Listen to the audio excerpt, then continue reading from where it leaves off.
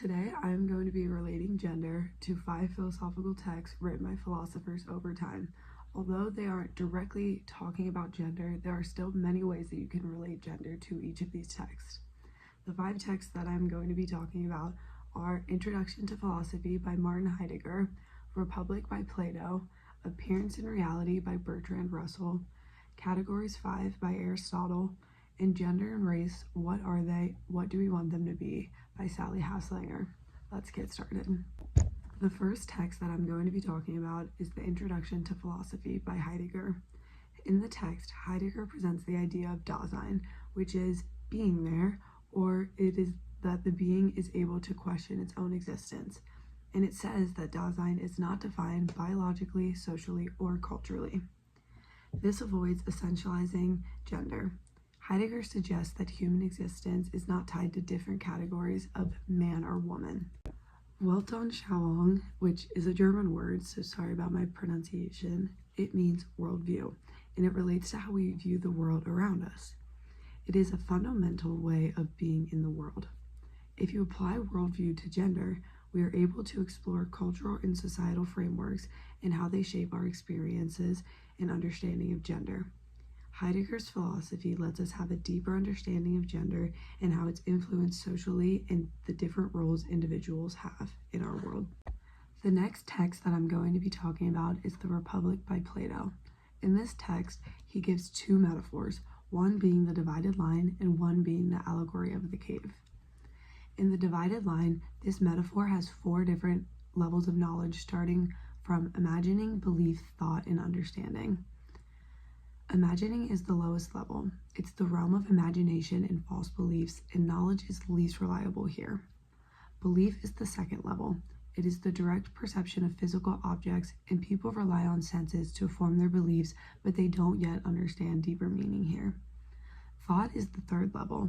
It is scientific and mathematical reasoning, and it uses logic to analyze relationships. Understanding is the highest and the final level. The mind grasps the forms here.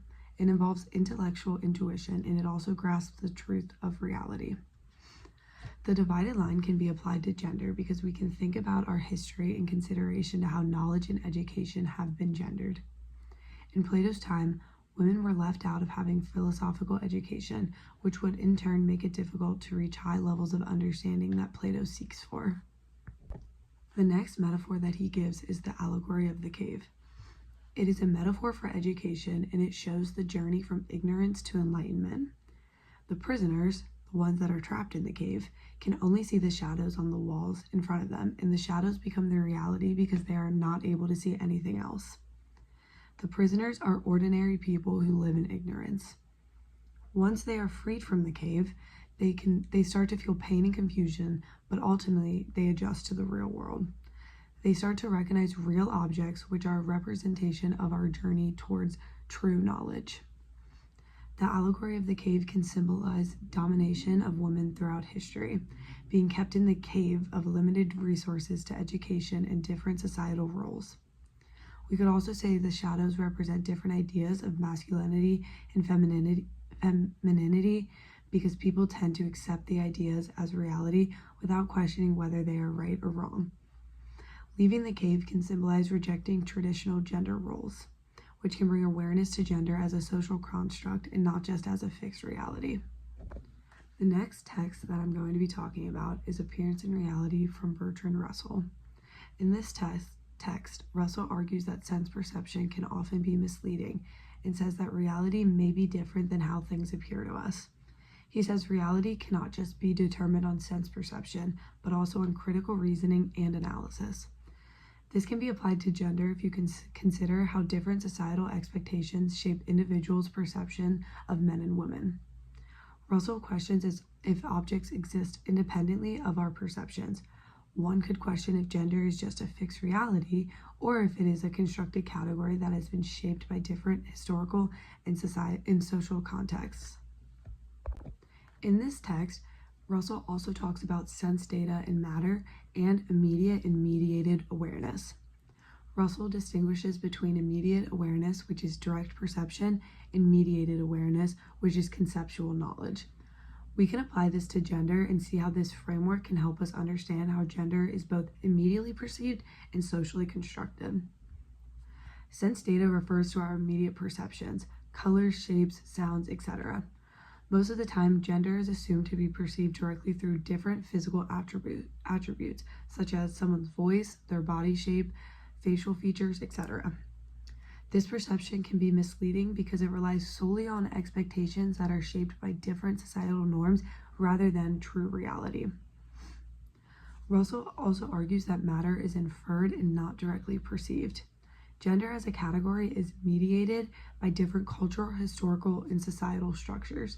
Man and woman is not a reflection of biological traits, but rather it is constructed by language and social expectations from each gender.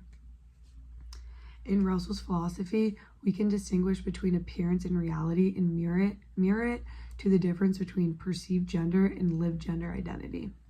Gender identity should not be perceived on only external appearance, which relates back to how Russell warns us about assuming perceptions that are a direct reflection of external reality. The fourth text that I'm going to be talking about is Categories 5 by Aristotle. Aristotle differentiates through two substances, primary and secondary. Primary substances are individual and specific things. Secondary substances are categories in which those individual things fall or belong to. Aristotle says that species and genera are both secondary substances. If we treat gender as secondary substances, then that implies that being either man or woman is essential to the category of being. This belief agrees with essentialist views of gender, which say men and women have inherent characteristics that make them a man or a woman.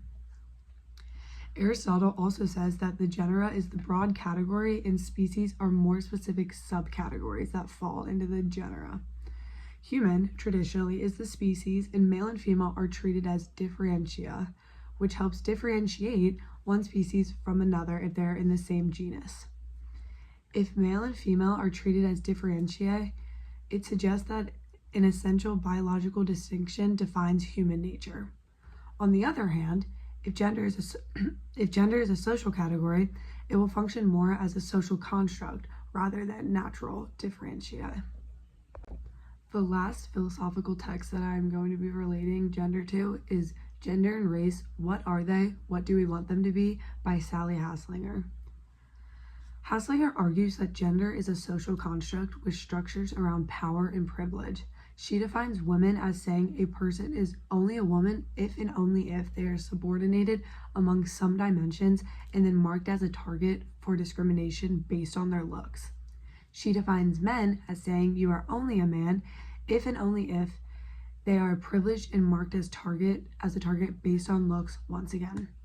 This belief challenges the essentialist views of gender, which says fixed biological differences are the primary factor of male and female identity. Haslanger is focused on what we want gender to be. She wants us to think normatively about what gender should be. She says that different concepts of gender should be redefined to promote justice and equality and not oppression. This will go with the feminist efforts to redefine gender norms so that they are not a basis for discrimination. Haslanger also has a critical approach theory whose task is to develop accounts of gender that'll be effective tools in the fight against injustice. There are four concerns to this theory: the need to identify inequalities in gender, the need for a framework for gender, the need to track social norms for gender and race, and the need to take females seriously. Her approach will provide a framework for challenging oppression that is gender-based and to reimagine gender that will then promote equality. Alongside with the 5 philosophical texts that were related to gender, there was one case study that I found in particular that stood out to me that was about this woman who filed a gender discrimination lawsuit about the place that she worked. In May of 2012, executive Ellen Powell filed a lawsuit against her employer, Kleiner Perkins, Caulfield and Byers, also just Kleiner Perkins. This was a Silicon Valley-based tech venture capital firm. She sued them on grounds of gender discrimination. Powell began working at Kleiner Perkins in 2005 and became a junior investing partner, but even after several years at the firm, she was passed over for the senior partner position and eventually was terminated. She claimed men with similar profiles and achievements got the promotion instead of her.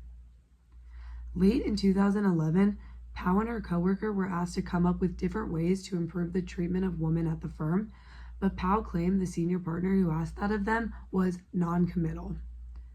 Fast forward to January 4th, 2012, Powell took the issue further and wrote a memorandum to her superiors outside counsel of the firm, which included the harassment that she has experienced while working at the firm. She claimed that she has been excluded from meetings that involved male partners and inserting an absence of different training and policies to prevent discrimination amongst the firm. Her memo stated she wanted to work with the firm to improve working conditions for women, but was then fired on October 1st, 2012. This led to a lawsuit to go to trial in February of 2015. Powell's lawsuit had 4 claims against Kleiner Perkins. 1. They discriminated against Powell on the basis of gender because they failed to promote her and her termination from the firm. 2. They retaliated and did not promote her because of conversations she had in late 2011 in the memo from January 2012. 3. They did not take reasonable steps to prevent gender discrimination. And 4. They retaliated and terminated her because of those conversations in late 2012 in the memo from January.